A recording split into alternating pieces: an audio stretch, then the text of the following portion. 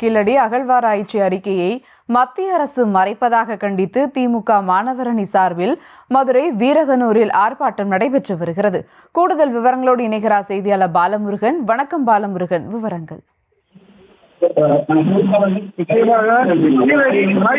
வெளியிடாமல் மறைப்பதாக கூறி மத்திய பாஜக அரசை கண்டித்து திமுக மாநில மாணவரணி சார்பில் ஆர்ப்பாட்டம் நடைபெற இருக்கிறது. இந்த ஆர்ப்பாட்டத்தில் மாணவரணி செயலாளர் ராஜீவ் காந்தி தலைமையில் துணைப்பொதுச் செயலாளர் டி.சி. சிவா முன்னிலையில் நடைபெற இருக்கிறது. இந்த ஆர்ப்பாட்டத்தில் மாணவரணியினர் 1000க்கும் மேற்பட்டோர் கலந்து கொண்டு மத்திய அரசுக்கு எதிராகவும் கண்டன கோஷங்களை எழுப்பி இருக்கிறார்கள். மத்திய பாஜக அரசு கீழடி அகழாய்வு அறிக்கையை வெளியிட 2 ஆண்டுகள் மட்டும் அகழாய்வை நடத்திவிட்டு ஒன்றுமில்லை என அகழாய்வை நிறுத்தியது.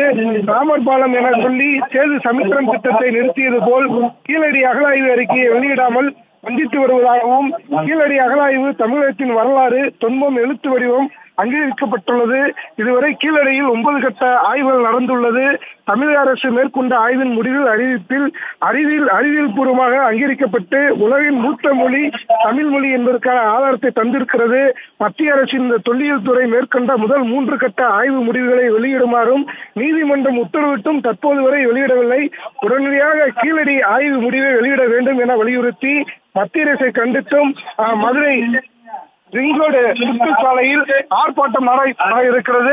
இந்த ஆர்ப்பாட்டத்தில் திமுக மாணவரணி சார்பில் 1000க்கும் மேற்பட்டோர் பங்கு பெற இருக்கிறார்கள்.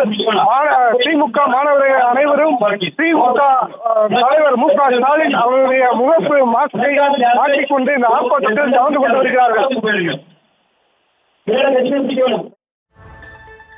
விவரங்களுக்கு நன்றி பாலமுருகன்.